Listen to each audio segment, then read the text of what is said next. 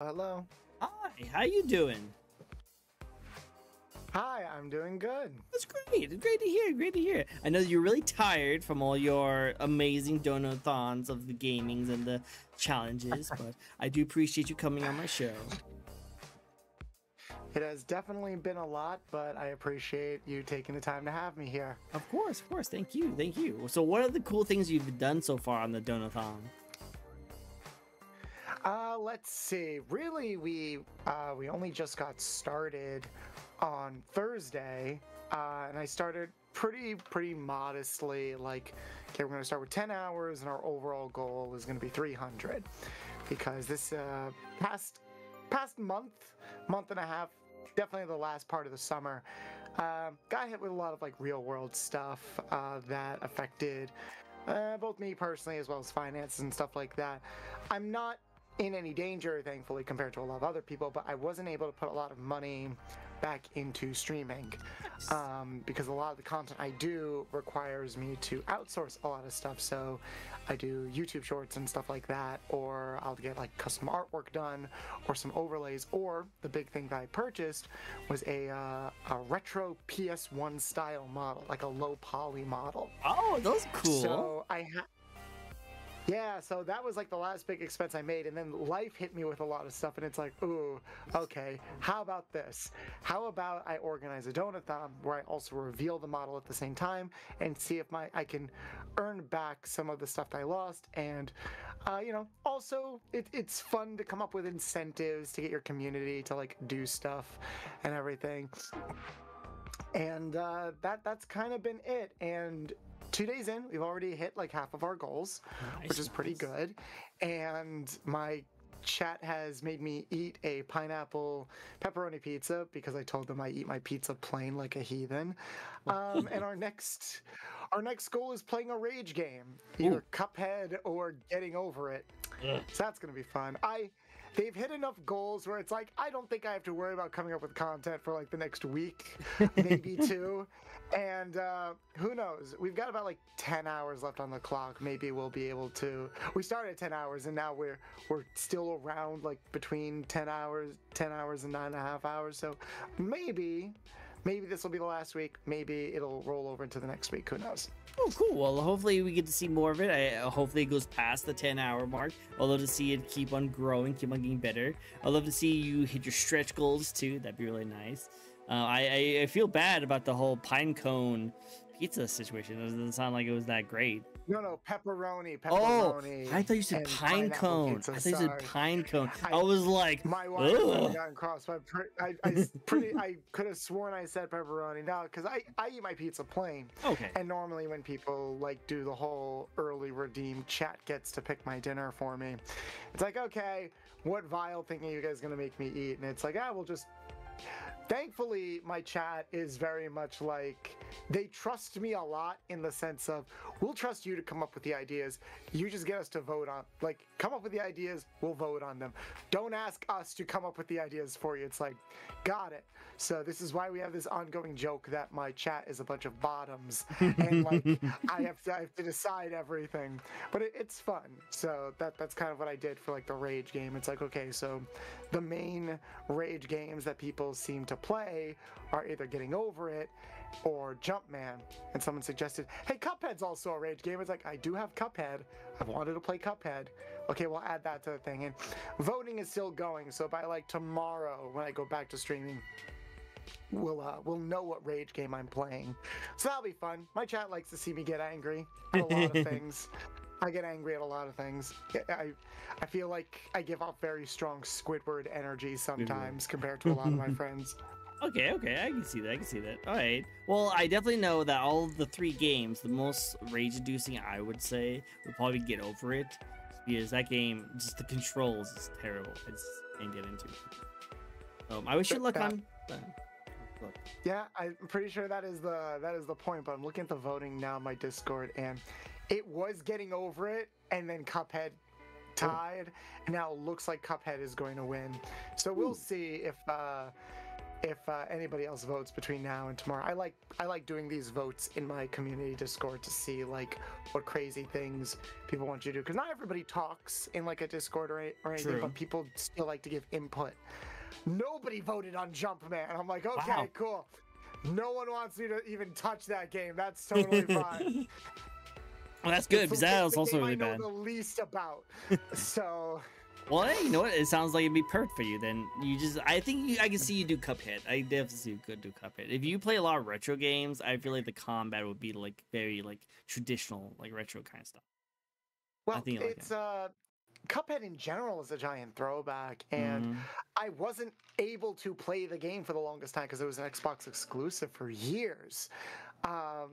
I think the first time I played it was like in an arcade bar that a Oh. friend took me to like years ago. And when I say arcade bar, I mean it was like a warehouse in the middle of nowhere where some people just set up some consoles and arcade cabinets in the Oh. back and sold drinks for like $15 a pop. So it was fun. But I played it for a bit. I'm like, this is a lot of fun. And then it finally came to Switch. I got it for the Switch, and I'm like, cool. And then I never touched it because you get that backlog of games, and it's like, am I ever Yeah. gonna play this? Sure, maybe in the Maybe future. one we'll day, see. hopefully. Maybe one day. All right, well, no worries, no worries. Well, hopefully we'll see you play it. I can't wait to see the rage-inducing. Hopefully you can get past at least the first boss, because that was the one that I had the hardest time. Get past the first boss. But I bet you'll do great. I'll do good. So hello everyone, this is a fun little VTuber talk show we like to host each and every week where we get to know a very amazing VTuber. And today we have another very awesome guest. How about you introduce yourself to the very few people who might not know who you are? Hello everybody, my name is Bolts the Mechanic. I identify as a retro mechanic VTuber, heavily inspired by some of mine and maybe some of your favorite retro video games, like particularly from the PlayStation 1 and PlayStation 2 era, Ratchet & Clank, Jak and Daxter, Sly Cooper, etc. I do a variety of retro adjacent content on Twitch, Twitter, and YouTube. Twitter is kind of where the memes are. YouTube is kind of where the scripted content is, and Twitch is where all the games are. And I've been doing this for almost 2 years, but I only really started taking VTuber seriously about a year ago. I started back in I think I became affiliate early February of 2023, and but I didn't really start taking things seriously until November 2023 because I had a lot of life stuff go on. I kind of didn't really plan anything. I didn't like do a big debut thing. I didn't do the whole like interact with this so the model reveal thing. I did no prep or anything. It was Boom, I'm here. VTubing was very much just a means of kind of escapism, kind of I just want to do something fun and silly because I'm kind of a workaholic, and went through some IRL stuff where it's like I don't want to think about anything crazy. So a friend of mine helped me design this VTuber, got it together in about a month and a half, and I just started, and I met some amazing people for the next year. But then I sort of hit a wall where it's like, do I want to take this seriously, or am I just doing this for funsies? So I took about a month and a half break, and then I started experimenting with like some scripted content. Started pulling from other resources that I have access to that maybe not a lot of other people do, and then when the beginning of this year started, almost exactly like a year later, I thought, you know what, I'm taking this seriously. I'm gonna try to take this seriously. I've been making steps to kind of treat it in more of a professional lens. Try to like. Sorry, a little congested. Try to push the boundaries of what kind of content creator I want to be and see where that gets me. Well, And I love to see it. Love to see it. Well, hey, I gotta go check out some more of your videos because it sounds like you are taking this more seriously, which is great to see. And I can't wait to see how far you grow. It's gonna be awesome. It'll be nice. You already have the all the elements of what I like to watch in like content creators. That's like you are a huge retro fan. I'm also a huge retro fan. I just love to see other people into that kind of series. And I already see that your your entire outfit and your design is like a reminiscent of like Jack and Daxter and like Ratchet and Clank kind of style. So it's actually really cool. Mm-hmm. So Yeah, that was I'm a retro game collector in real life, so when I was designing my model, I thought I want it to reflect kind of the things that I do regularly. And yeah, that is kind of what it came like. It is embedded in the core of who I am and how I present myself here.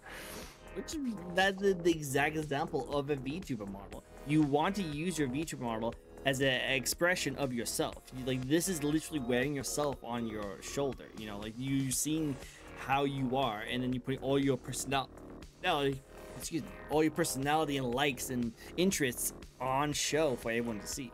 So this is who you are as a model. So it's actually really good, and I like that. It's really nice. You can look at you and automatically know where the references are, but we'll still get into more details at it with your design a little bit later. So it's gonna be good. Are you ready to get started with the first question? Of course. Oh, awesome. Let's get started with the first question. And you kind of did a little bit of talking about it before, but let's get into the why. Why did you want to get into streaming, and when? I know you did it like 2 years ago and you're starting to get in more serious now, but what was the main crux of it? It was just because you just wanted to like escapism, like you were mentioning before? Well, it's funny you say like when did you get into streaming and not when did I get into VTubing, because I was an IRL streamer for a bit. For about a year, and it was a channel that I co-ran with my partner at the time. They were kind of the, from what I remember, they were kind of the ones that wanted to push to, because they worked from home and they very much wanted to. I think they kind of saw how lucrative streaming could be in some ways, and it was like, I want to stream. I want to stream and like see if can make it work in like a professional sense. So it's like, but they didn't really know how to get it done. So we kind of worked out, oh, what if we stream together and I can like maybe help out with the business end of things. So we themed the stream over two people running like an animal cafe. So we were IRL streamers, or sometimes we'd stream together, sometimes we'd stream games separately. We'd wear animal ears, and the overall overlays that we had, it was very like, it was kind of like a cozy at-home vibe type of thing. And did modestly okay. We weren't pushing any crazy numbers or anything, and there was some friction regarding like how to like get things moving, like what direction to kind of take things. But then because of other things, nothing to do with the streaming stuff, we did end up breaking up. And the channel that we were using was under me. Like it was technically my channel originally. So they were like, yeah, let's just stream separately, if at all. I think they still occasionally stream sometimes in their off time, but not nearly as much as before. I haven't really checked. But as far as me, it's like, okay, well, I could just continue from where I left off. It's not that I didn't take streaming seriously. It was kind of like they were more into it than me, but I feel like I knew what to do more than them, kind of thing. Okay. So I'm like, do I still want to do this? I think I do, because streaming was fun. But I didn't really want to do face cam anymore. I didn't really feel like I wanted to show my face anymore. It was for two reasons. One, the prep to like make yourself look presentable like wore on me a little bit. Like, you know, making sure I was clean shaved and like making sure my lighting was good and making sure all of that was good, etc. That kind of wore on me. So I thought, oh, if I have a model, I don't have to worry about any of that stuff. But the second reason was, hey, I do a lot of freelance work. I do a lot of writing and editorializing, and I write a lot about other media other people put out. So it's like, why don't I make something why don't I start from scratch? I'll make a new account, and I get a model, either a model or a PNG that's like completely mine. That's like 100% me. And yeah, that's how I started, and it was basically that's how I kind of transitioned from IRL streaming to VTube streaming. And as far as like me just sort of doing it without really a plan, yeah, it was escapism. I did kind of want to get away from the breakup and some of the other things that were going on in my life at the time. It was just, I just want to do something silly and fun with a silly and fun model. And I was very fortunate enough to end up resonating with a lot of people who I'm still friends with right now. Nice. So Good to hear. that's kind of where I started.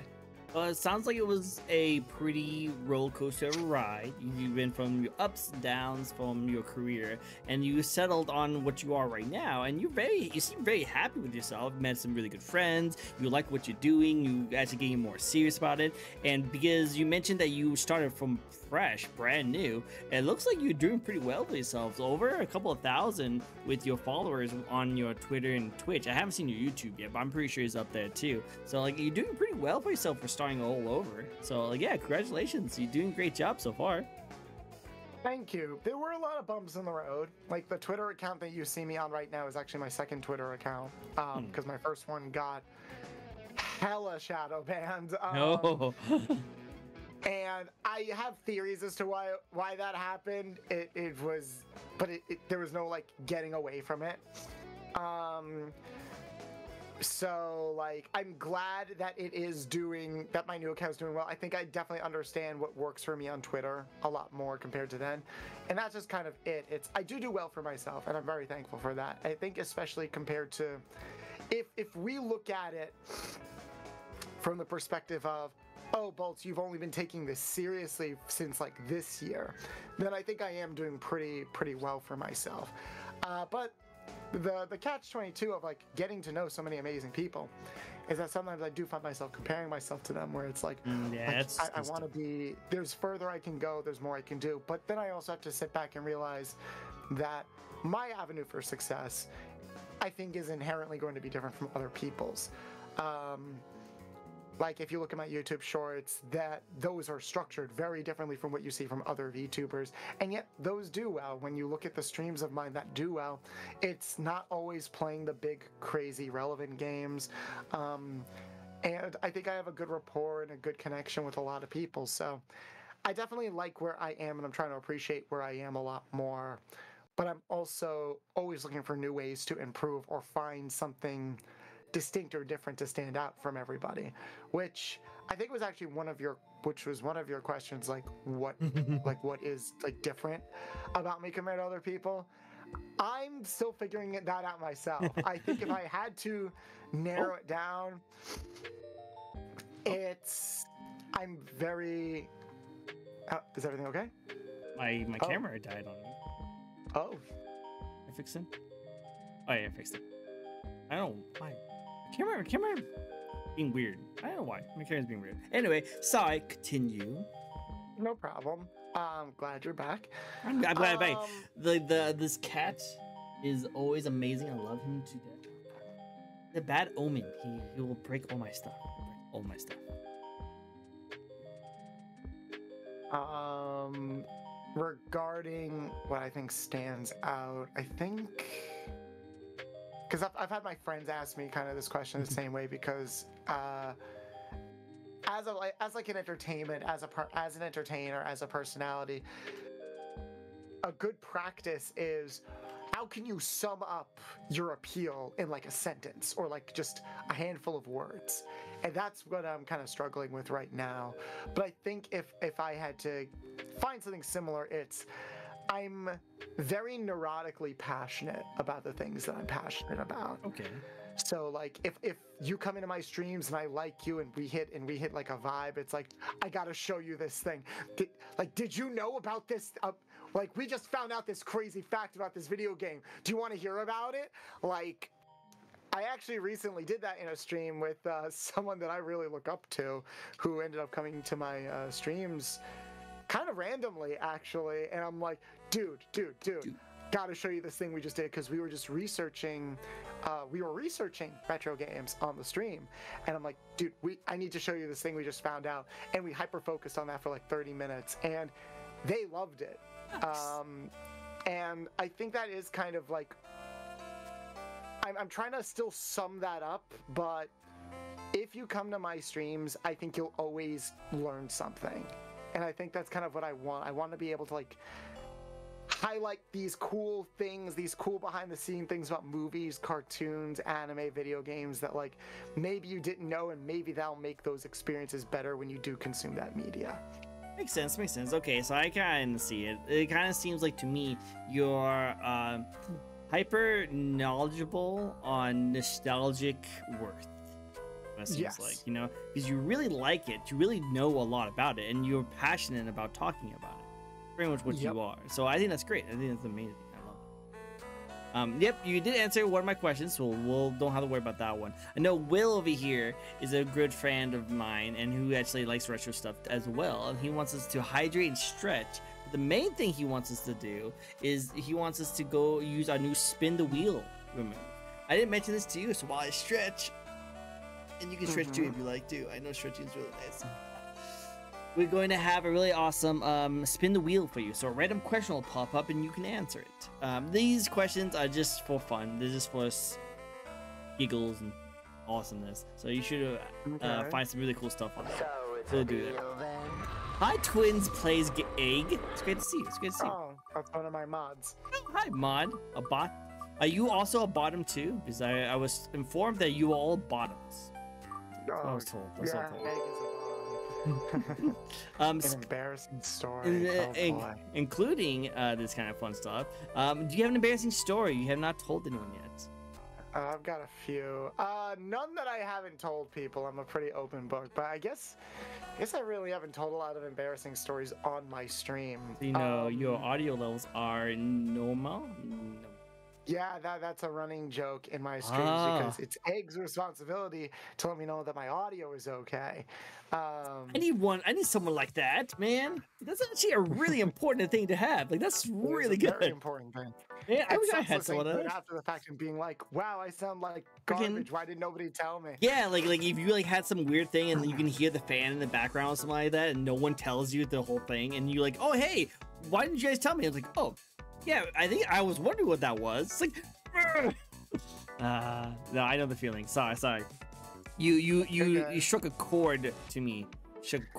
And I know your feeling. It is important. It is important. Well, Egg, thank you for letting me know my audio levels also good. Let's see. An embarrassing story.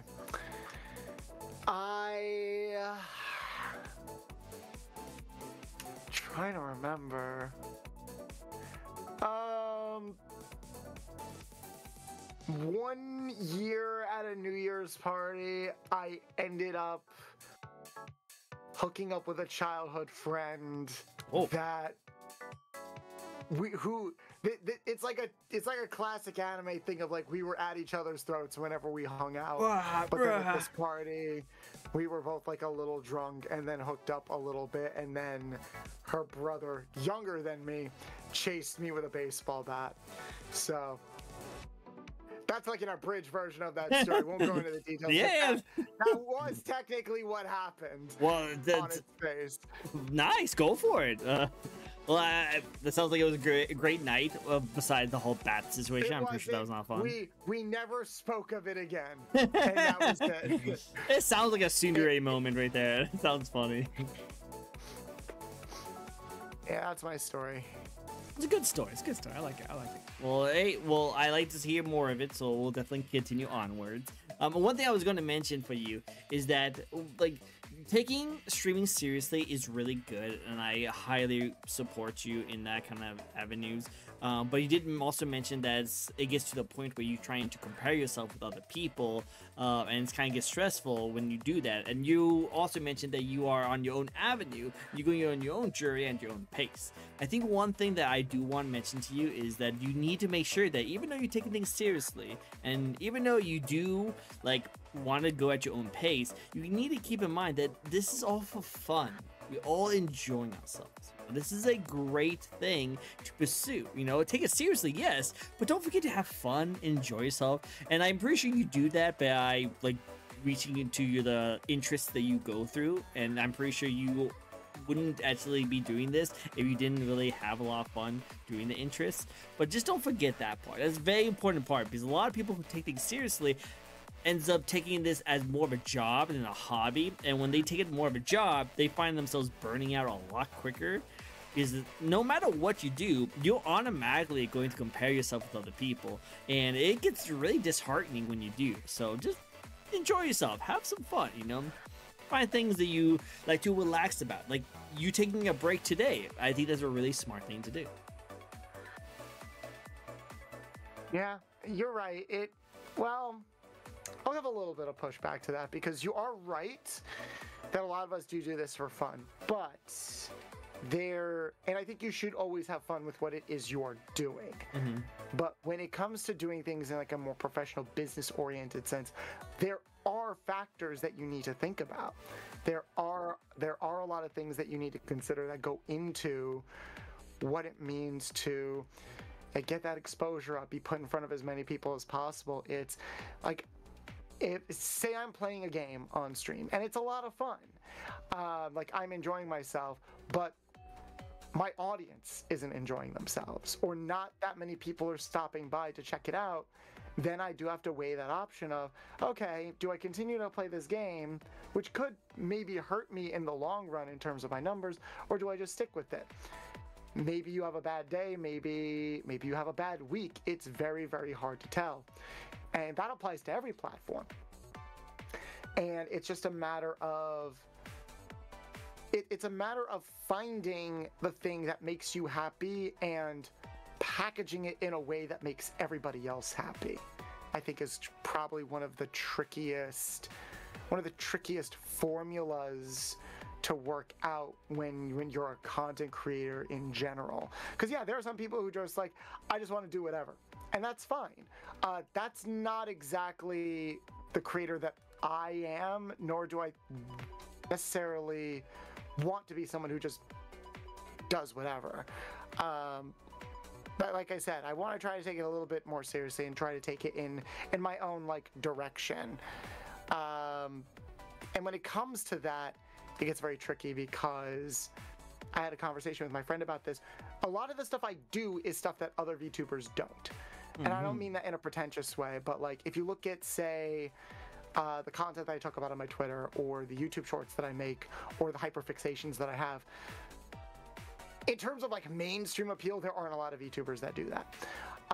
So I can't really copy what a lot of other people are doing. I can take cues from what they do and how they package that material, but in terms of the core content itself, it's going to be very different. And I was talking with my friend about this, who does follow a lot of like bigger corporate VTubers and stuff, and they mentioned, oh, it's like you're trying to be a trendsetter. And there is a catch-22 with that, where on the one hand, you being a trendsetter means that like you get to kind of make your own rules, and if you do take off, you did it like with your own template that other people might follow. The downside is there's nobody for you to take cues from. There's no one else for you to learn from. You kind of need to it's going to be a lot of trial and error strictly off of your back. And that does take a lot of time. That does take a lot of money. But trying to figure out what works and what doesn't, that is also fun in its own way. Recently, on my YouTube channel, I'm trying to make long-form videos on my channel, because my shorts have been doing really well. But I'm still not monetized on YouTube. So I'm like, okay, let me make some long-form videos and see. I have a formula for YouTube shorts and how they do well for me. I do not have a formula for long-form videos at all. So I thought, well, what if I make a scripted video, like a really well thought out, really well edited scripted video about like a topic that I'm really passionate about. Put that video out. I really like digital circus. It gets 200 views. Oh. So I'm like, okay, 2 weeks pass. Okay, I have a stream, and we're talking about Transformers, because the 40th anniversary just passed, and a new movie is coming out. And Transformers is retro because the Transformers, it's 40 years old. True. So we're talking about Transformers. We're talking about the new movie. We're talking about like what Hasbro is doing for the celebration. And we're talking about like, oh, this was the Transformers show that I grew up with. And I look at all of that, I'm like, I could probably edit this like 20-minute section into like a few minutes long and post on YouTube. So I do that. It almost has 2,000 views on it. I'm like, okay, I guess that is the direction I need to go in, and not the scripted stuff. So it's tricky to find out what works and what doesn't for me personally. I know that I'm not at a point where I can just do anything and have fun to get to that point. But that doesn't mean that I'm not having fun trying to figure out what does work for me in like a professional sense. Gotta talk about this. I agree Yeah. well. But yeah, no, I definitely can see that point, but just keep in mind with YouTube algorithm is still like heavily discussed and like super like analyzed, because no one can really understand it super well, because you might it changes all the time. So one video might do terrible and you might think that, oh well, I shouldn't do that content anymore. And I usually would just tell them that no, you can still do that content, it just means that one video didn't catch as much as you're supposed to. So the main way I would say is that still do those other contents, but just have it as a better like sample source, you know. I dictating a very stylized video by just one video and the performance of that one video doesn't really help your case that much, but you still have to like know how well that video actually takes off, you know, because you have your own content, you have your own people who like to watch your stuff. The 6.8K followers on your YouTube, you have them who wants to watch your content, but then you're trying to catch more people to see if they will be interested in coming onto your thing. So you'll get two kinds of avenues, and YouTube will pick up depending on like what is like liked and comment and all that kind of stuff. So I would say that still trying to like make videos the way you want to do it, but just if one video doesn't do bad, just don't toss it to the trash, you know. Maybe try again, maybe reword some of the title, maybe the tags you put into it, maybe the thumbnail. I know those are really important. Maybe if you change it up a little bit, make it a little more flashier, that might actually like catch it a little bit better. See if people actually jump onto those, because that's the one thing I would say about your content, is that yes, you're 100% correct. Being professional is very important when it comes to this kind of stuff, and sometimes you have to like sacrifice some of the kind of games you really do enjoy to the sake of getting more exposure. But keep in mind that you can still do both very easily, but like you said, you just have to find that niche. You have to find that thing that really hooks you into that kind of side of things. Just don't dictate it on one video. Try and make a bunch of those kind of videos and see how all of them do, and then do another set of videos that is all a different kind of theme and style. Like when I first started streaming and did YouTube, I tried to be a League of Legends player because I really like League of Legends, and so I tried to do that, and it didn't do very well. So then I started doing like Let's Plays, and I actually jumped up pretty highly on my Let's Plays, and I had a lot of fun doing that. But then they stopped falling off, so I decided to switch it up to a long form content of like talking about the gaming news, and that didn't do very well. But then I shortened it and made it into short term like content and did bite-sized videos, and those do a lot well for me. So now I found that those are my niche. I still kept to the things that I enjoy doing, but I changed up just a little bit to like be more acceptable to the algorithm. So have fun, still enjoy the things you do. But I would say that like your Transformers did definitely do very well. Definitely find out if it was because like the thumbnail did really well, the title really hooked a lot of people. Also, I know you can check the algorithms, like the statistics of it, and see if you actually had a lot of your actual subscribers watch it, or if you actually got a lot of new people watch it. And that's also really important, because people want to watch your content for a very specific reason. You know, when I first saw you, the first thing I think about is retro. You are a retro gamer, and when I want to watch more of your content, I'm expecting to see more retro gaming of stuff like that. So that's your content of like things you want to show off to the people who already would like to watch you do. So I would say that just keep doing what you're doing, keep having fun with the things you're doing, and then just be very analyzed of like the performance of each video and trying to understand like why this video did better than this video, you know, because the content itself might not have anything to do with it, but it's the way you like release it and like how things get like picked up in the algorithms. I should have probably been more specific. I truncated my explanation for the sake of time. I did test out multiple video types. Okay, you did. And I didn't base it off of just one video doing badly. I did about 2 or 3 of the scripted videos, saw they weren't performing well, and then decided to go in a more, I guess, cost-effective direction. Okay. Because also you have to bear in mind that scripting takes a lot of time.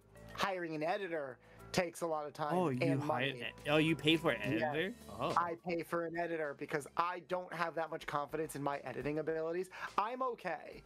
I can do a lot of the basics, but I thought that I needed to do more than just the basics in order for a video to perform well, especially when it's like a scripted video essay. This is carry over from when I worked on other YouTube channels or for other content creators.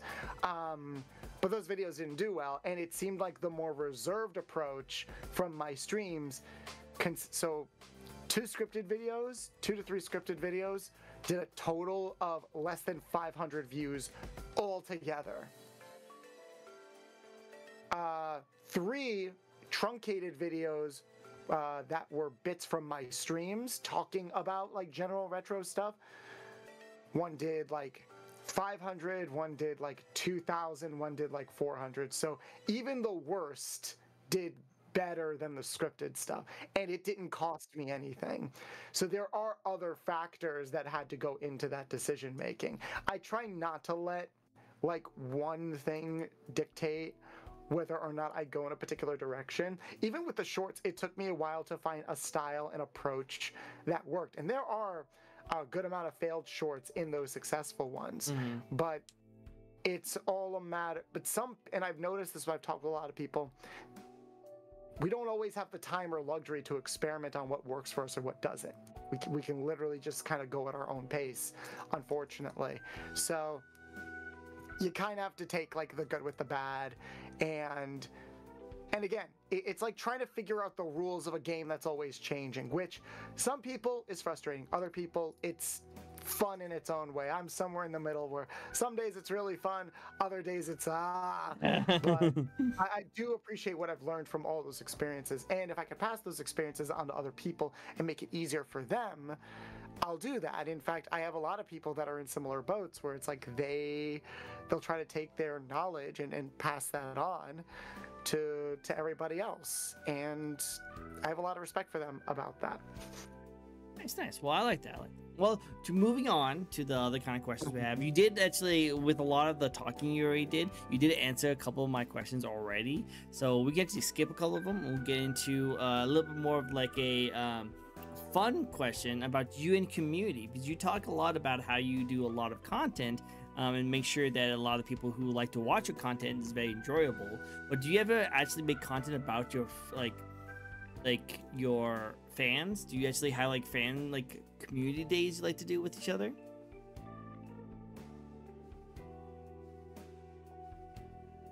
Sorry, ask that question again. Sorry, I blanked out. No, you totally get. You're really tired. I understand. No, any games you would like to play with your fans? Do you host any community days? I am actually trying to find more games to play with my community. It's tricky because since a lot of the games I play are retro, it's either games that don't offer online multiplayer anymore, or games that if we were to play them through other means, not everybody has the means of playing them through other means. Even when I do collabs, I have to like kind of work with people to make sure that they have all the right stuff and everything.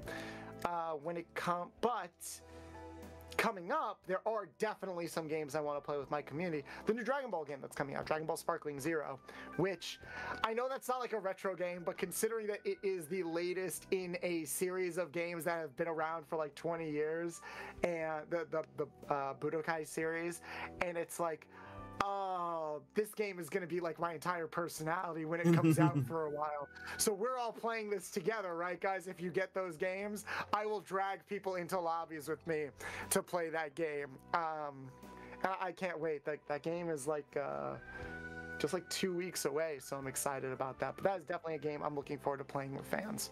This would be good. This would be good. Also, like we did also unlock some crowd control retro game on our Donathon list, so I have to think about that is also probably going to be like a fun thing to experiment with my community. No, I like that. I like that. Well, it'd be kind of cool to see. I would love to see you play the Dry Ball Z games. I'm not good at finding games anymore. I kind of went away from that kind of stuff because I don't have the time to go into it. But I love watching people get into those kind of stuff. So it'd be cool to see you get really into it, and love to see some of that crowd control stuff. Because I have a friend who also does crowd control, and it's just fun to see people zany and like mess with his game. So I love to see you and do that with your content. So it'd be cool. It'd be cool to see. Awesome. Okay, well, let's get into your design, a little bit more detail on it. What's the thoughts that went into it?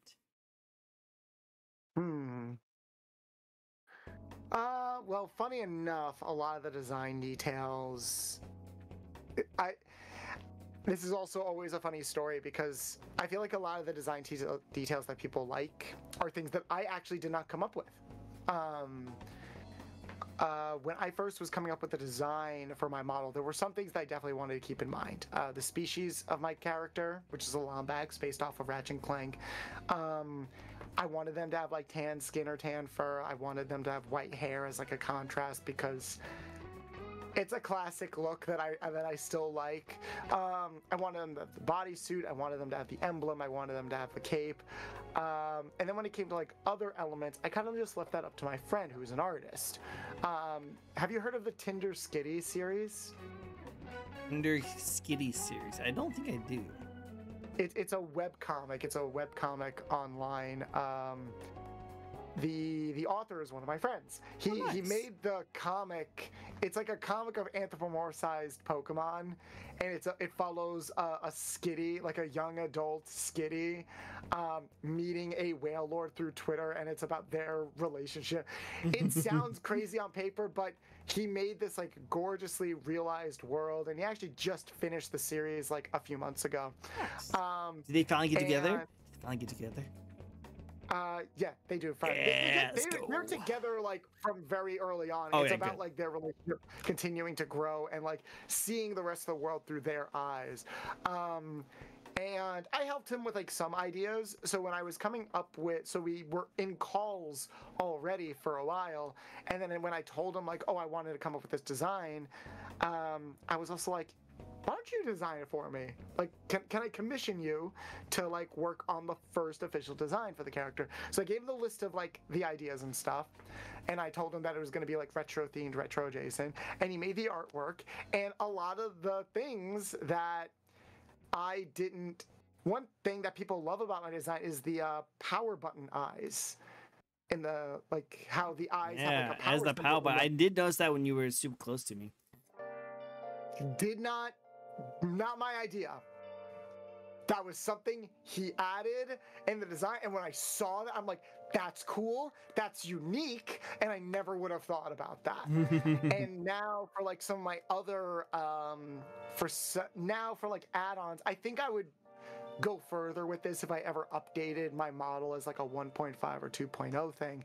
But for some of my other models now, or whenever I get artwork done, I always try to incorporate the eyes changing depending on the mood. So like if I'm excited, the power button eyes will turn to exclamation points, or if I'm infatuated or lustful, they'll turn pink with hearts. Well, hey, you can show those if you want to zoom in a little bit. Oh yeah, I have to do it. Yeah, you have to zoom me in. Yeah, because I'm so used to everyone else always being able to control their own model. Okay, let's see you do all the cool things on your face. Whoa. Sorry. Whoa. No, that was my bad. I moved my model when I wasn't supposed to. So you're telling me my wrong button. Oh. My bad. That is 100% my bad. So like here I have the hard eyes. Oh, are they not working? Come Oh. on. Oh, right. No, I can't. So these toggles don't work when I'm in the collab mode. Oh, really? Yeah, Huh. it's a thing where sometimes Stream Deck, if you are not hosting, I cannot, or if someone That's else so is in control of my model, weird. I can Ah. control it. But yeah, if you go to my Twitter and stuff, there's plenty of artwork like that though. And even then, the problem is my eyes are very small, so you can't fully see some of them unless my model is blown up. So I think if I were to update my model, I would make the eyes a bit bigger and more expressive, and kind of go from there. But yeah, that was something. Those are like a few things that went into like the overall design aesthetic of my model. That's nice. Do you want to? Is there anything you can show? Like any toggles? No. Oh, really? Dang. Honestly, the rigging for my model, I mentioned that it was done in like a month and a half. It's not the most expensive or expressive rigging. I do have add-ons that I do have like more add-ons like for my arm and stuff like that. Even a dual disc, because I love I do play like a lot of Yu-Gi-Oh as well. But I haven't been able to go back to the rigger before because they were busy, and then when they got back and it was like, you know what? I don't really have a lot of money right now, and even if I did, I think I would rather save up a little bit to get a more expressive and bouncier rigger. And if you really want top quality rigging, that's a lot of money. That could be a minimum of like $800 or something like that, depending on where you go. And I'm like, Minimum. yeah, at that point, I'm minimum. See, it's like, well, I'm talking about very specific riggers that I've looked into. So that's why I'm like, you know what? I'm gonna wait. It's okay if I can't do everything that I want to do right now, because I'd rather save that as an investment in the future. Again, like what I just did with getting my PlayStation 1 model, which has its own expressions and own movements and stuff like that. Really I can't cool share that one here because that's not through VTube Studio. That's through a different program entirely. But again, you want to check out my streams, I'll be using that model regularly for the rest of the Donathon and for select games moving forward as well. So look forward to that. I like that. I like that. Well, hey, we'll see it keep going, keep growing, and we'll see all the cool stuff you have. Now, with your model, what is your favorite part about it? Definitely the eyes, definitely the power button eyes. I think it's a very unique element of my model that I don't get to show off that much. And again, in the future, I hope to do a lot more with it. It's already great expressing it in like artwork or in my other models, where I always keep that in mind from jump, because I have a Chibi model and I have the PlayStation 1 model. I think my next goal is to get like a pixel model right now, cool. Because I basically want a different render of my model through like multiple game systems and stuff like that. But yeah, that's definitely the eyes, I would say, is probably my favorite. And the ears. I love how like soft and expressive my ears are. They're like mapped to my eyebrows, so the more expressive my face is, the more they bounce around. I like that. I like that. Cool, that's cool. Yeah, I like how expressive your eyebrows are, and it makes it so that your face lights up. It's really nice. Cool.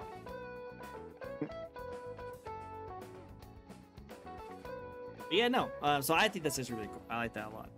Okay, next question for you. Of course. Do you have like a lore or backstory for your character? Yes, and I haven't really rolled all of it out. I've mentioned it a few times in passing. The lore of my character is a lot darker than I think a lot of people assume it is, because it is heavily based off of the background of a D&D character that I made around the time.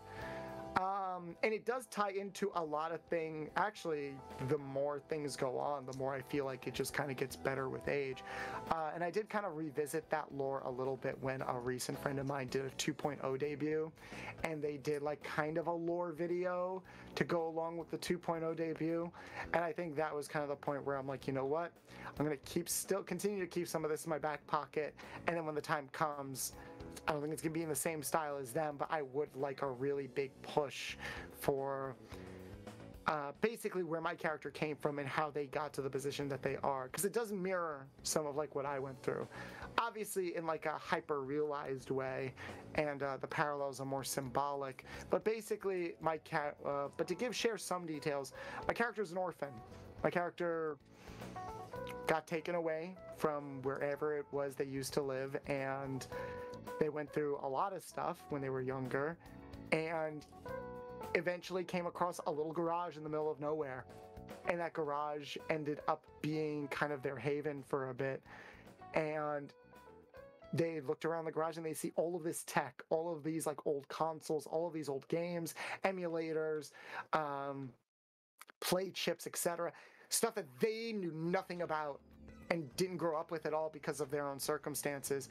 And they just started learning. They just started learning about things through all of this media, and eventually people would stop by the garage, and it became a thing where it's like, wow, I went from like not really knowing who I am to being somebody that people could rely on thanks to all of this media that I consume. Ooh. Like the media ended up becoming who I am in a way, and that's kind of similar to how I am in real life. A lot of how I define myself is by the media that I consume, whether I'm enjoying it on my own terms or reviewing it for other people or making content for other people or fixing things for other people, both practical or emotional. It's a lot. I always keep myself busy, but I feel like every little thing that I work on is a new learning experience about who I am, and that is very heavily tied into the lore of my character. I like it. I like it. It means like a lot to you, and it seems like there's some personal like parts into it that makes it like unique to you as an individual. And I do like that it actually does like tie into some of your actual like passions in life. So I think that's cool. I like that. It's a very touchy story. It's a very touchy story.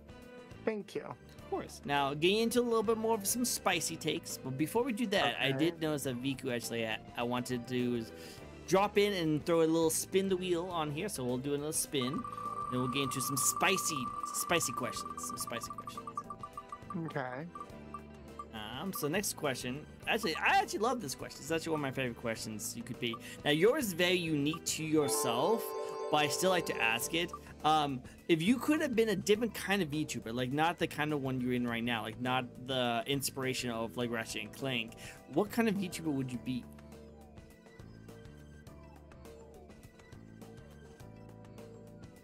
Maybe like a librarian. Librarian, okay. I think it would still be have something to do with knowledge. Knowledge. Maybe like a librarian, or like one of those cool librarians that make sure the manga section is always filled for the kids or something. Those are the cool kids. Those are the cool librarians. I like that. Or I don't know if I'd be alien. I definitely think I'd still be something furry adjacent. Maybe I'd be more animal than humanoid or something. Actually, yeah, I'm gonna go with like a librarian or a lore keeper, like one of those people you see in movies that like are in charge of these big archives or something.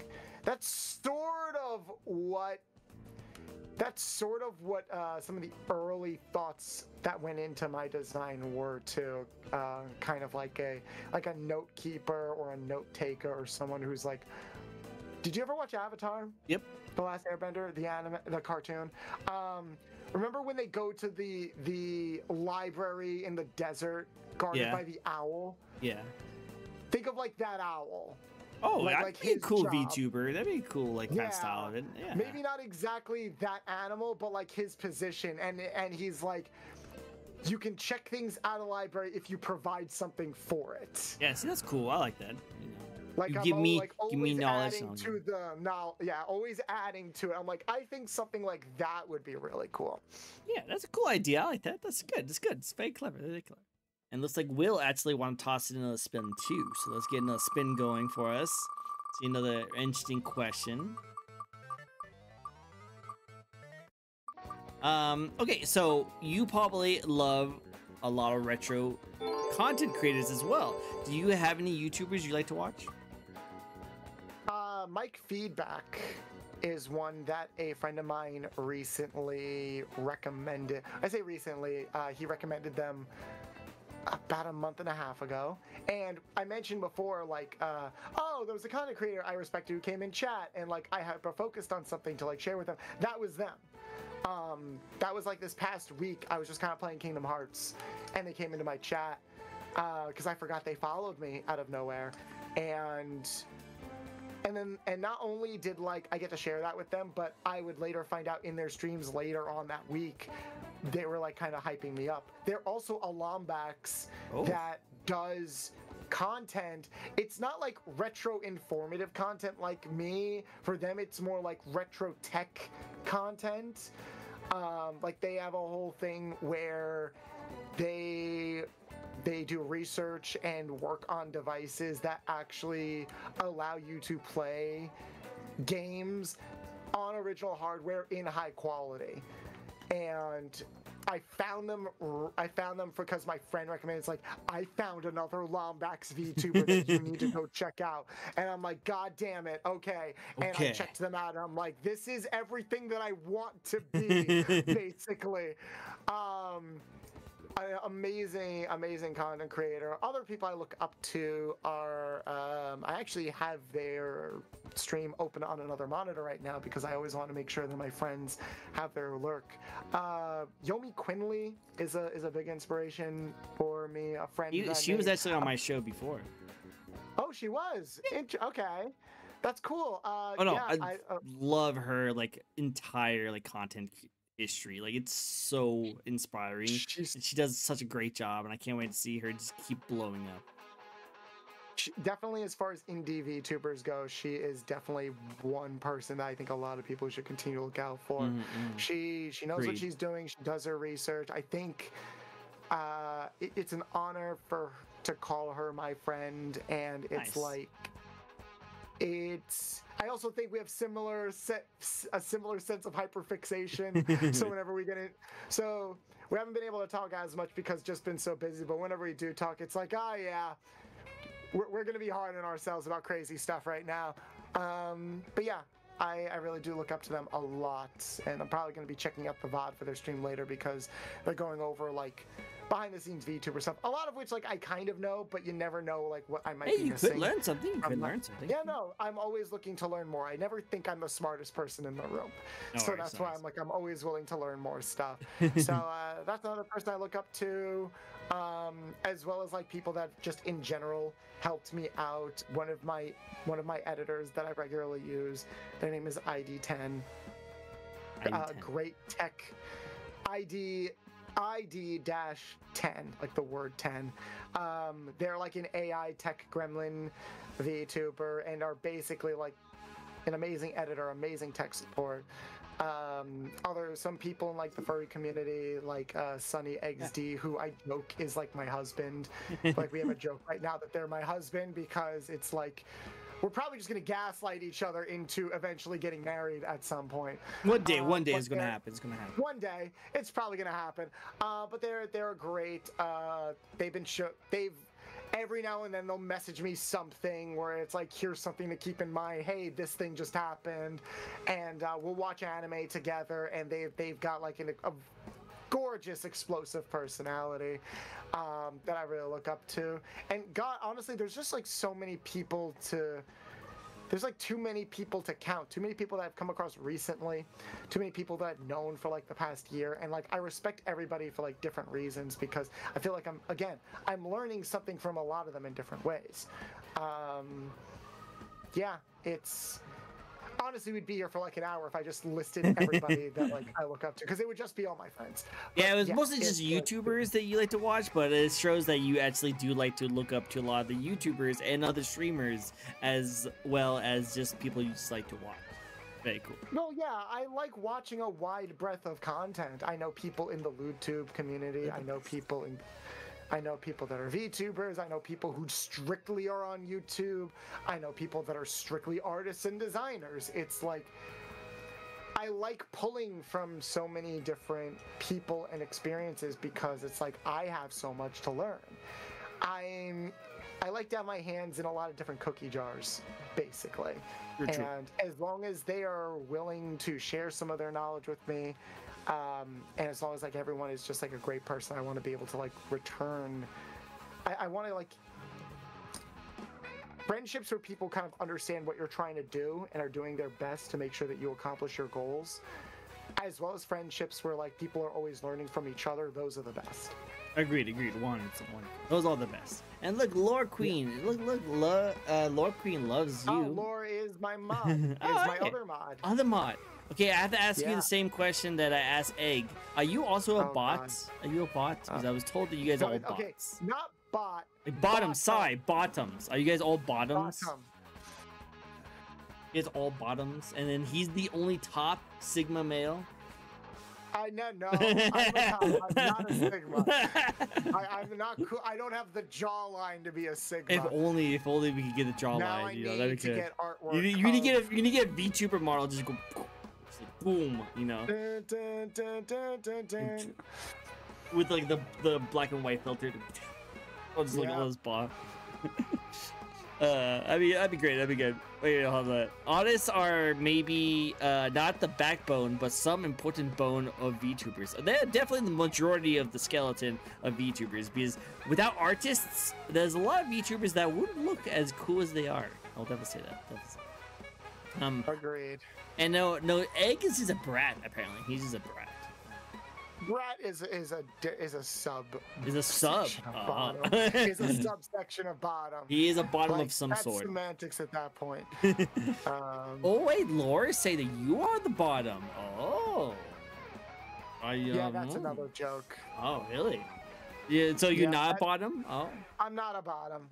Oh. They know I'm not a bottom. Oh, is that It- true? Oh. Chad? is, yeah. Chad? Is he spitting facts right now? That obviously he's so much of a top that he can't be a bottom. Gotta get the bottom of this. Gotta get to the bottom of this important question. I know, right? You gotta get to the bottom of this question. He must be a solid. Yes. If he's not a top or a bottom, he's a solid. Is that how that works? Is that how that works? Right. Yes, that's exactly how it works. I just needed to mess with bolts. It's really good. It's really good. Always mess with. Always with. Well, while we get messed with, how about we get into the spicy question? Are you ready for it? Okay. Yo, what's your thoughts of the VTuber community at the moment?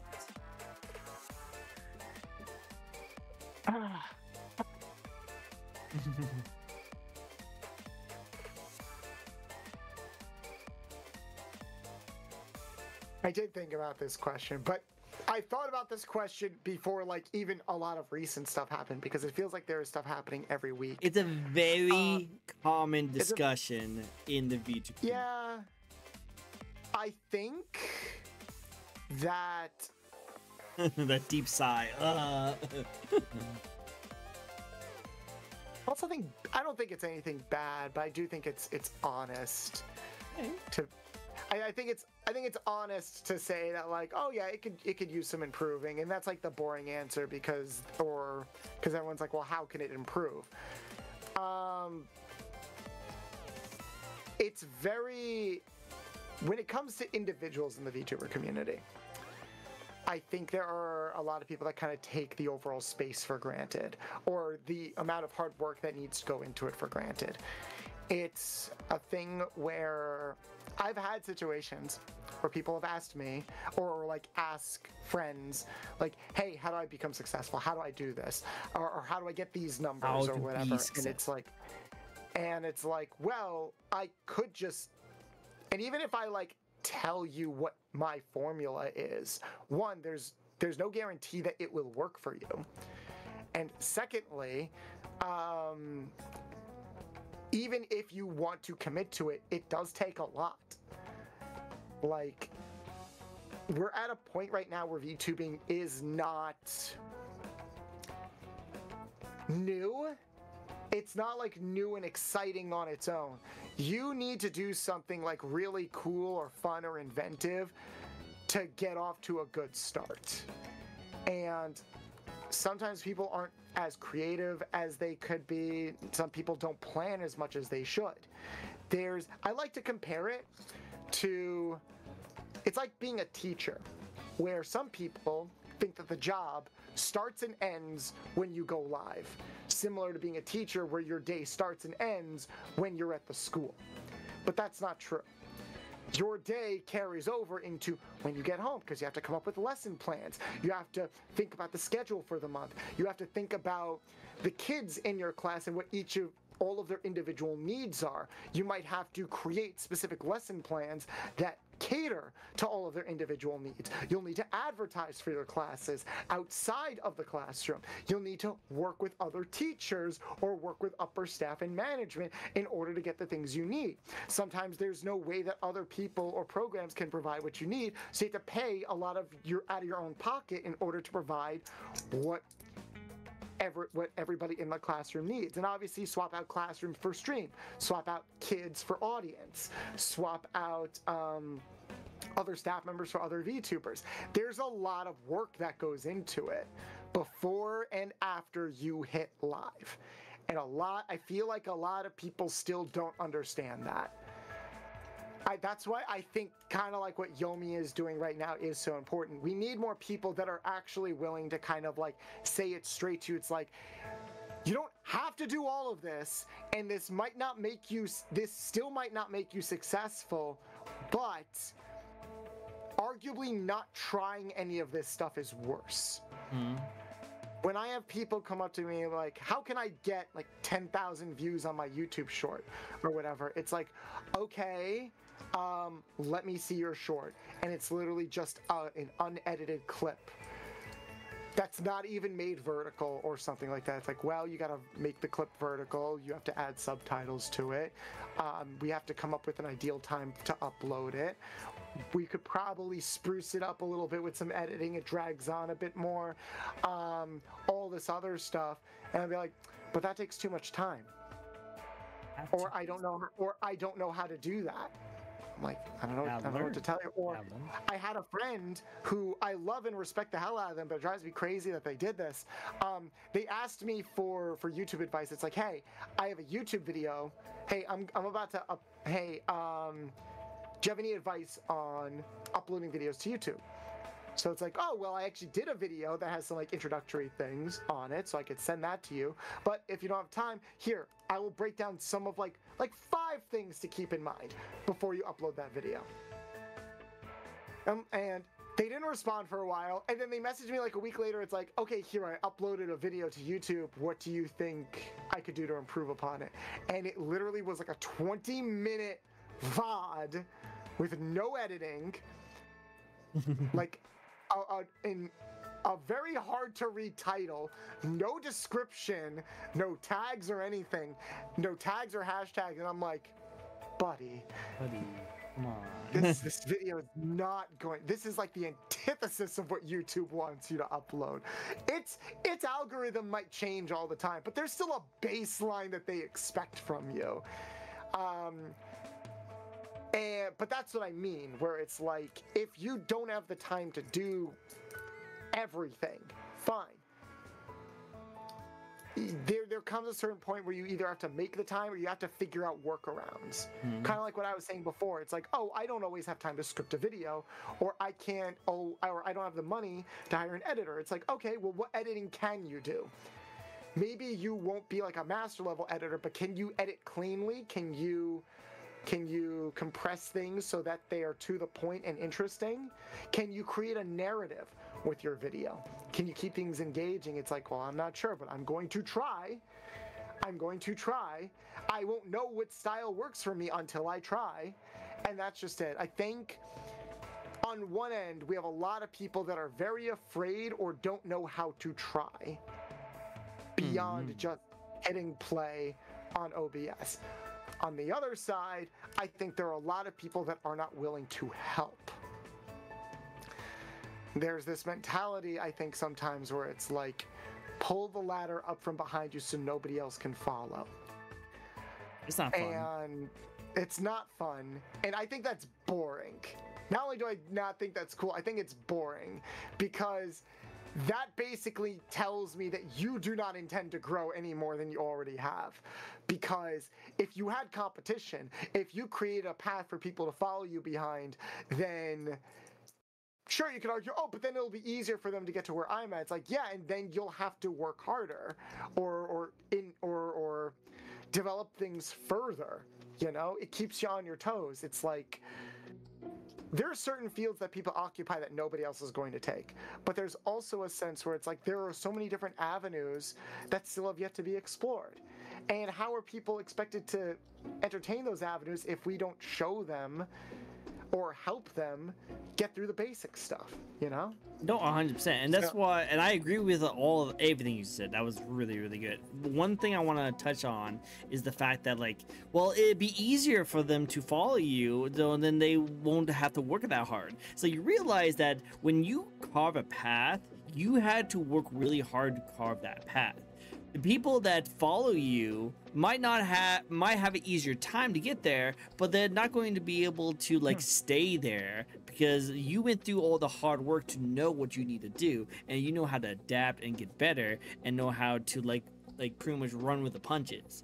While these people who just got there and got the easy way out, they're not going to be able to do so well unless they start learning things on their own and start trying to like work as hard as possible too.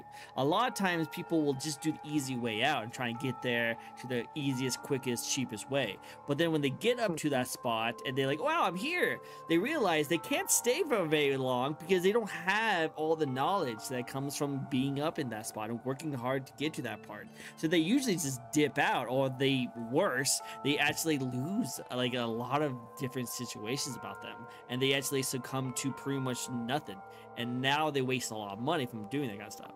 But if you were able to make your way to go up there, and then you work hard to stay up there, that's when you see like the people who work like who still like are there today, who still do an amazing job, you know. He's like, look at Yomi. Yomi does an amazing job, and she actually does a really good job paving the way for people who are also inspired to come up to like be at her level. You know, she does a really amazing job. She reaches out those hands. But the thing is, what she always mentions is that this area is not for everyone. You can definitely come up with me, and we can all be amazing together. But if you're not just as hardworking, enthusiastic, passionate, and thriving in this kind of environment, then you're not going to want to stay up here very often, you know.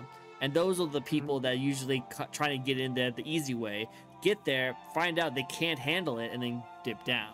So that's why I feel like that's the main difference between like people who say that, oh well, you don't want them to follow you because they'll get there easy. Like, yeah, they might get there easy, but they still need to work hard to stay there. You know, this is just gives them the open door to like give them the opportunity, you know. There's a lot of people who don't even have the opportunity.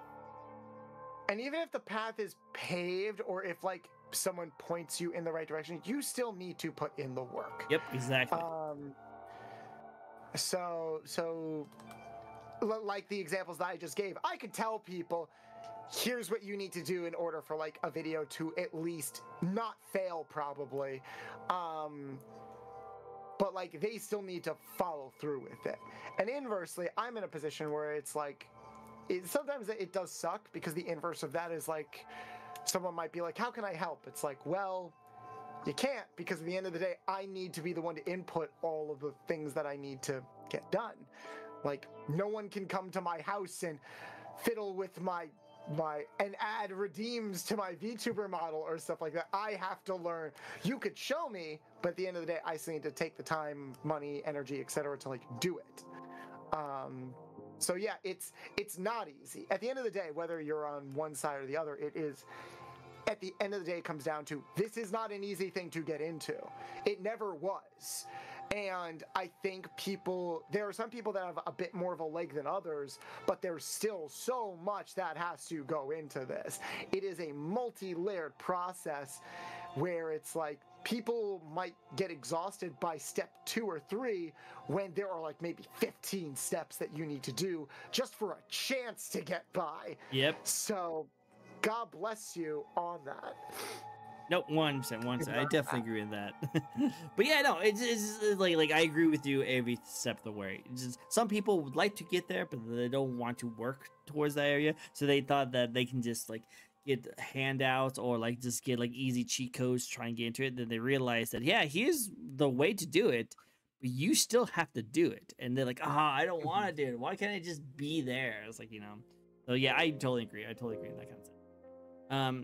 Laura says, so true. Those who want to making waves as a VTuber needs to learn to put in the work. I agree, 100%. Need to put in the work. The other thing I want to talk about is that from the very single day that you first started content creating to right now, have you noticed any changes in your performance, your quality, and your demeanor? Probably more recently than earlier. For one thing, my audio quality is much better. I definitely think I'm a lot more. I think I'm a lot more expressive than I was before. I think I'm a lot more comfortable talking about things than I was before. I think there are some things I lean into a bit more compared to what I did before. Like I said, the hyper fixation on certain things, or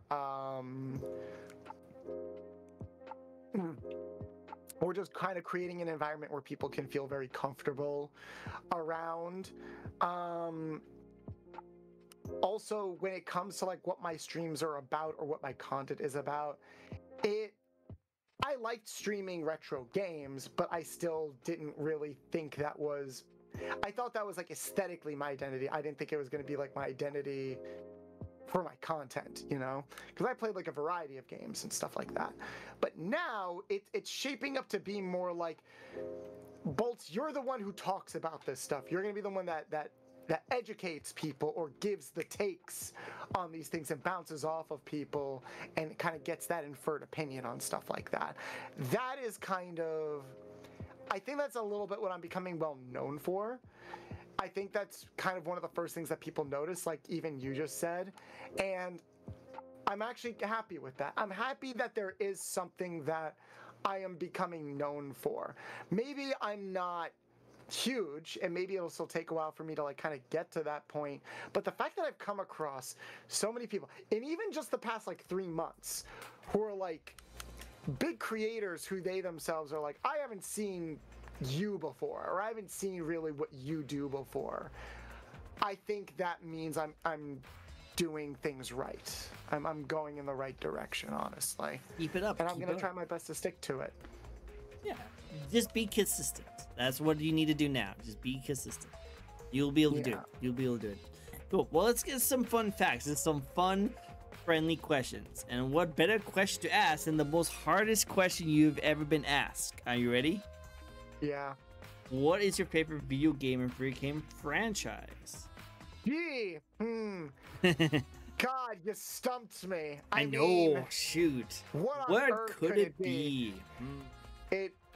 It's the Ratchet and Clank franchise, obviously. I was going to say Animal Crossing.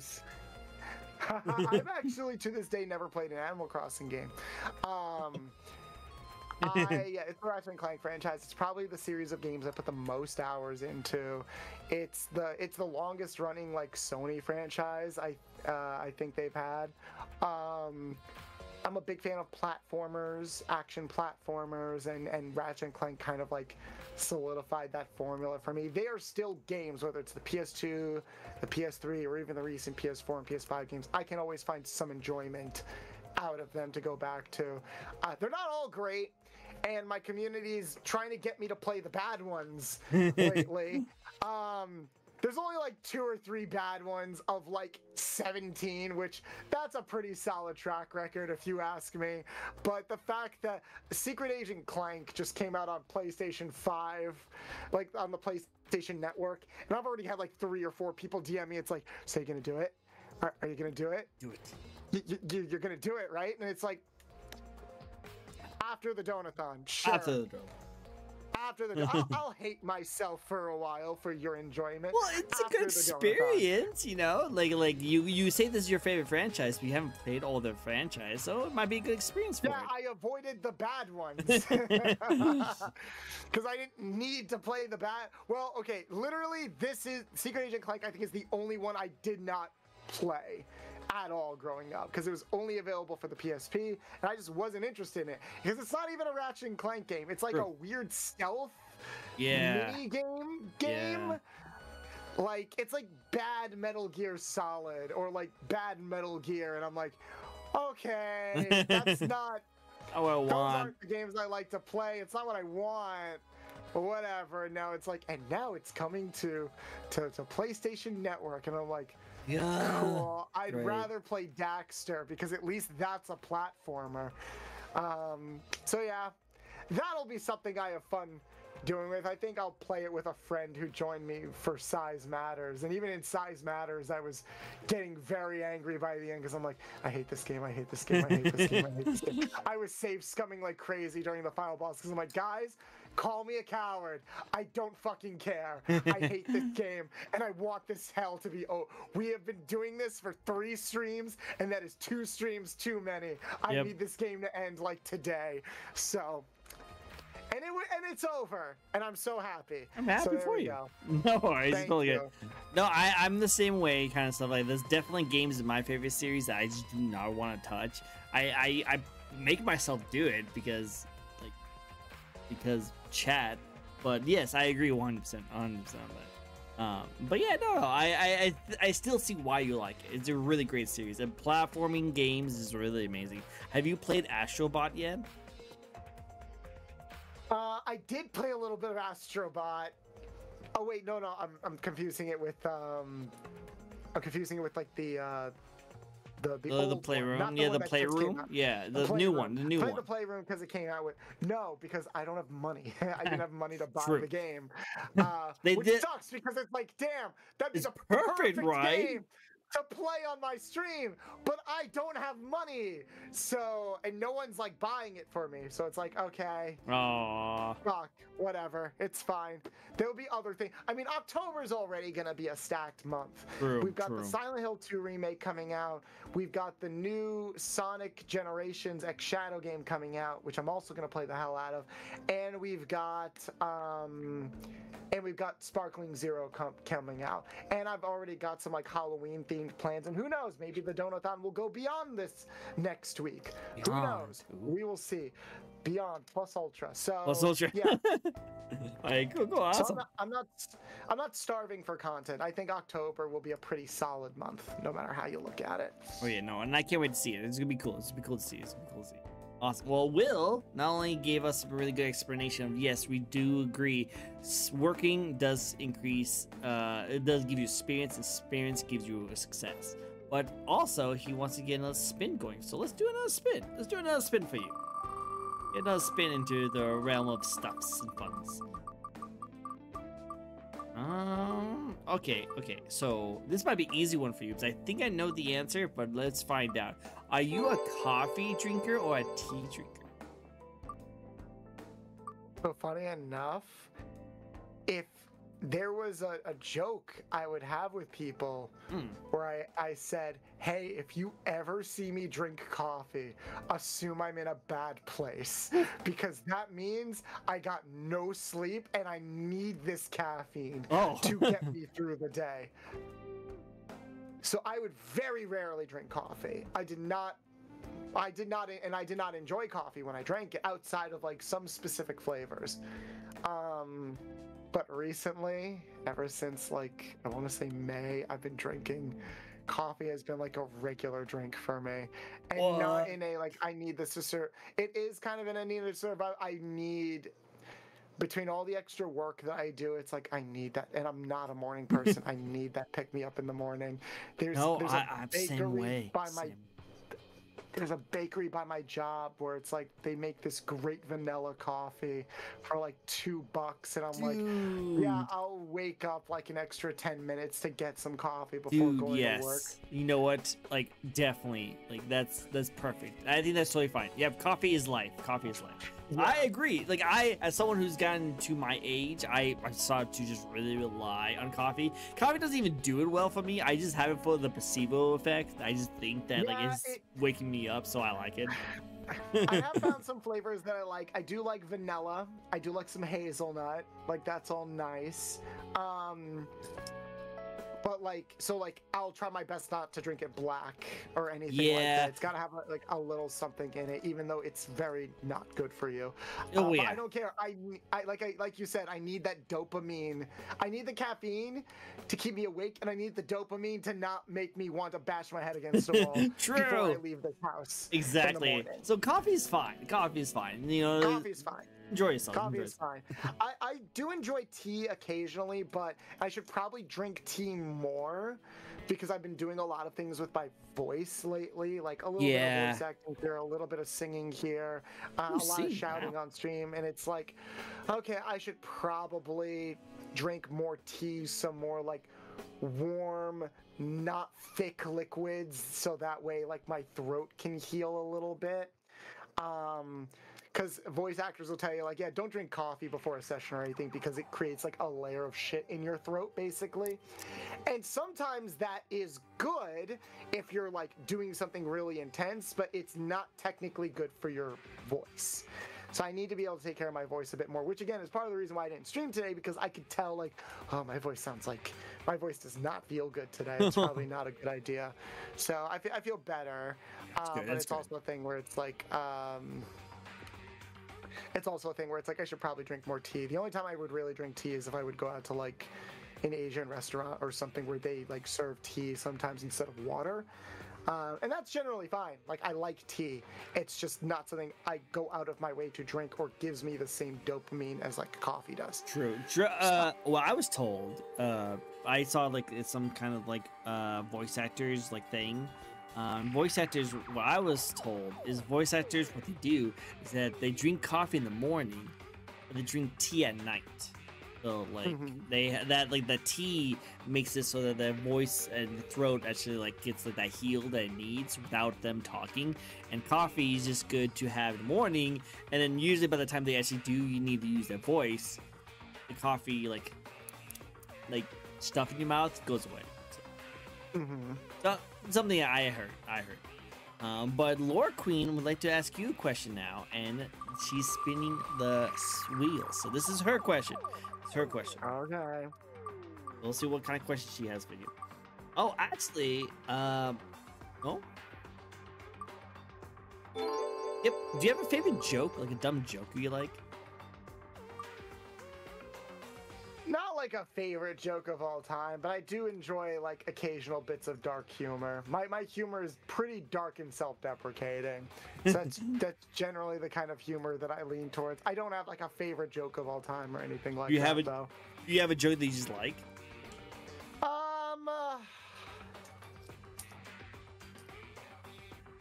I feel there was a joke I was thinking, then I just lost it. Trying to think. There's a John Mulaney bit that I really, really like. I like him. He's funny. He's very funny. Shame about all the stuff that happened. I did hear about that. I always liked his humor because it felt like it's very rare to come across comedians that don't punch down. Yeah. These days, and I feel like he never really punches down or goes for like the easy jokes. It's very casual humor. He's got good energy. There was this joke that I think speaks to me a lot, where this was back when he was still with his wife, and he would talk about this joke aged like milk for him, where he would be like, I love my wife so much. She'll walk down the street and she won't take shit from anybody. I walk down the street and I need everybody looking at me to like me all the time. And I'm like, that's me. True. That's me True. right there. Like, I feel that desire to like be liked, and like if you're going to I either don't want to be perceived at all, or opposite, perceive me as in like the best way possible. Please like me. Yes. That kind of thing. No, I agree. Why did the man return the ghost costume? Because it was a piece of sheet. Laura, I'm gonna have to take away your mod privileges. That was for egg. just a little bit. That was egg. That was egg. I'm definitely gonna have to take away your mod privileges for about a week. You're on timeout for a week. Yeah, for Laura. that joke. Yeah, Laura Queen will never do that. Her joke No, Laura will was. never make Yeah, no, puns. she would make those kind of jokes.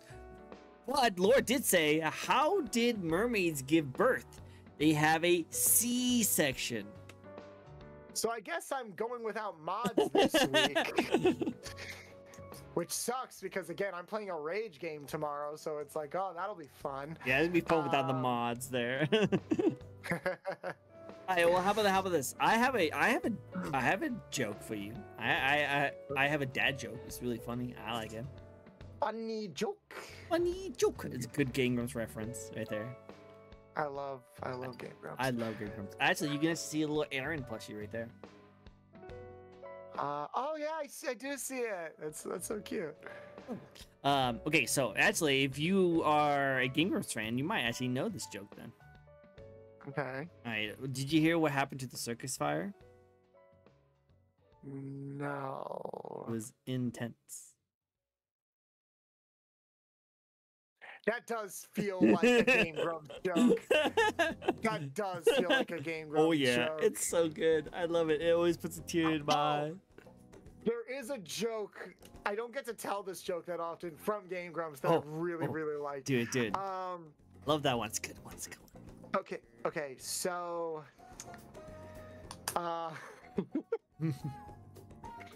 so there was this man walking on the beach with Sasquatch, and they went on a long journey together. Ever since the boy was young, Sasquatch was always there with him. And he looked behind him, and he saw the footprints that they had made in the sand as they had went on their journey. But then the boy noticed, Sasquatch, almost every time I look behind me, there are two sets of footprints, one for you and one for me. But I noticed there are some moments where there's only one set of footprints.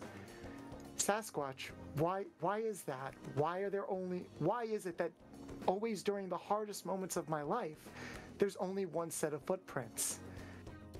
Sasquatch listens to him and just goes, It's like, yes. Because he's a Sasquatch, yeah. He's a Sasquatch. He can't talk. He can't talk. But like the setup for that joke is really funny. It's so good. You think it's going somewhere, and then you realize, that's he's a Sasquatch. He doesn't talk. But the reason also why that joke is funny is because that's an actual Catholic proverb of Sasquatch is supposed to be Jesus. Yeah. Why don't you walk with me? Yeah, and I think the proverb is supposed to be those moments are when I carried you. Yeah. That's why there's only one set of footprints, and it's like. But in this case, but just replacing Jesus with Sasquatch, I think that was a Dan joke. Yeah, it was a Dan joke. It's definitely. I laughed so hard when he said that. I'm like, oh, that's great. It's like an obvious joke, but it's so obvious you don't expect it. You think it's like, oh, what's Sasquatch gonna say? Oh, of course that's what Sasquatch. Of course, that was Sasquatch said. I love it. Two cannibals are eating a clown. Wow, that's one way to start a joke. One looks to the other and asks, "Does this taste funny to you?" The two are immediately hospitalized with food poisoning. You know what? Makes sense. You gotta watch out when you eat clowns. You gotta watch out. They can taste a little funky. Eggs getting 2 weeks timed out. What?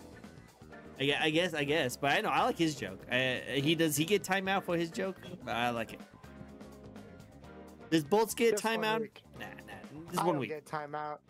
I don't get time out. If I get a timeout, then nothing will get done. True. So you're not allowed to have timeouts. So you can say all the dad jokes. Say all the dad jokes. Yep. Cool. Awesome. Well, hey, next question for you. This might be a fun one for you, and I'm really curious how you answer this.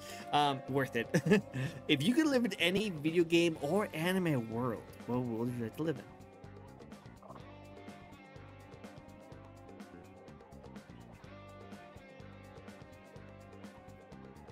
I want to live maybe in the Dragon Ball world. Ooh. Well, I okay. think it'd be cool to learn about ki and like just be a really, really strong human. Like Krillin. You want to be like a Krillin? Hey, Krillin is one of the strongest humans on the planet. True. Don't fuck with Krillin. You want to have with Krillin? Like, obviously, he's not gonna fight Vegeta or anything like that, but No, hey, no. he got like one of the baddest babes in the entire franchise. Freaking yeah! Like Krillin, And- he's probably had the best ending for the entire He series. probably did have like the best ending, which is fair because he had the worst Upbringing, journey yeah. of everybody. Like, but I another get blown up university? and resurged every week before because of a huge fight. Oh well, he just need a sensu bean. He just needs a sensu bean. Yeah, sensu bean. Probably Pokemon though as well. Oh, yeah, I think I I'd like be that a one. That's a great good one. Pokemon trainer. Ooh, who would be your favorite Pokemon? Like, what Pokemon trainer would be? Would be like a Like- would it be like a metal type? Like, who would be my partner? Yeah, who would be Or your partner something? Pokemon? Who would be your Probably main? Lucario. Lucario, you know, I can see Prob- that. Steel type, steel fighting type. I can see that. Yeah. Lycanroc, I can see that too. I can see Lycanroc. Too. I He will love have Lycanroc. he would have a whole bunch of different Pokemon. I'm a Ghost type Yeah. fan. I love Ghost type Pokemon, so I will always only have Ghost type. But I do like that. Yeah, definitely. Cool, awesome. Well, I like that. Pokemon World, let's go. If you could collab with any VTuber out there, no matter how big or small they are, who would you like to collab with?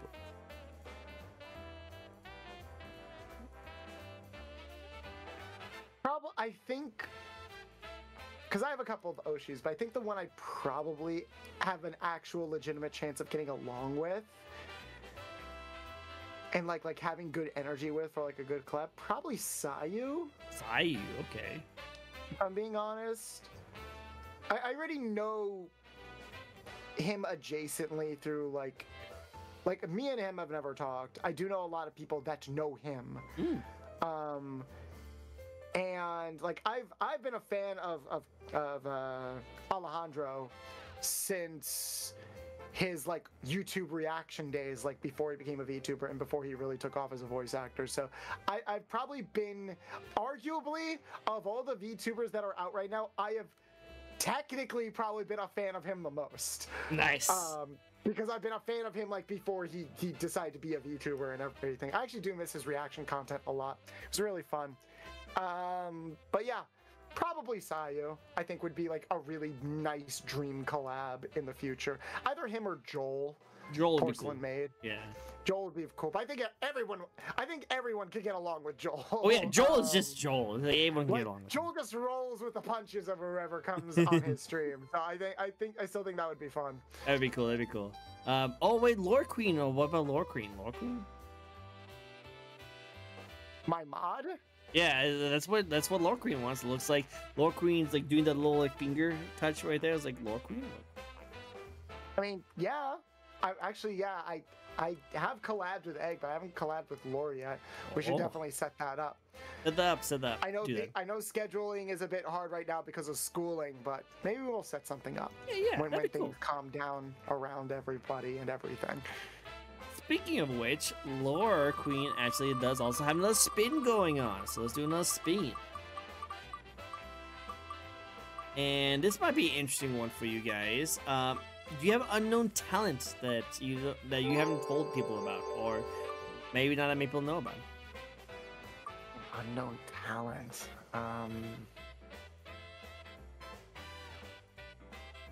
No, I don't think there's anything about me that I haven't already talked about, honestly. What you see is kind of what you get, guys. I'm sorry. I guess I could curl my tongue or Oh. whatever, but like, is that really a talent? It's Depends- just like it depends. something that I mean, it's something that some people are born with. It's kind of like how some people can do the Spock thing and some people can't. It's just kind of the way that like your body is a little bit.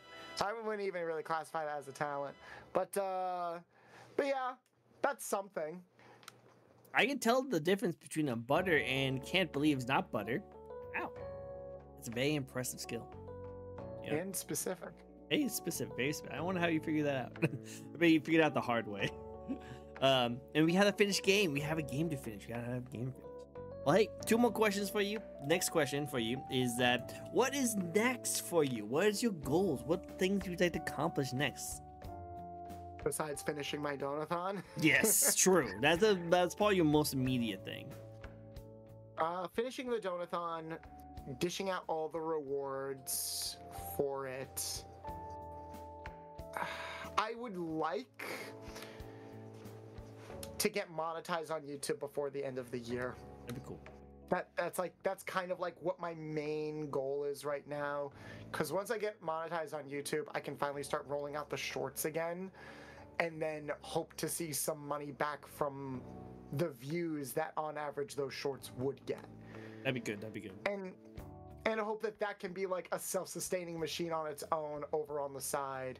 And then as far as like my streams go, I've got some ideas I want to play around with, but it's one, I have to figure out if I can even do them, and two,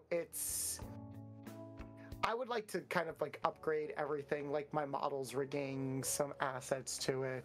Maybe not a 2.0, but a 1.5 or something like that would be nice in the cards. I don't see that happening before 2025.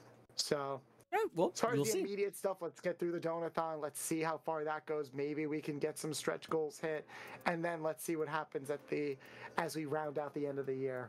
Hey, you know what they say? If you shoot for the moon, you might hit a star. Yeah? Can you believe that airplanes in the night skies are like shooting stars? The song that I know of. I can't remember what the song's name of, but I do know the song. I could use a wish right now. I could use the wish right now, too. Yeah, that's it. Yeah, that's a good song. It's a good song. I actually like that song a lot. I haven't heard that song in a while, too. I feel like we're the same age. We both like the same things. I feel like you're the same age as I am. I'm 31. I'm 32. Hey, we're the same we go. age. That's how it goes. That's how it goes. Cool. Awesome. Are you ready for the last question of the night? Yes. Cool. Awesome. I kind of wish we could talk more about the retro kind of stuff, but we did that. I'm pretty sure be here for like 8 hours. I don't think we should do it. But one day I would love to talk to you about some retro stuff. Maybe I'll jump on one of your streams and talk to you about stuff.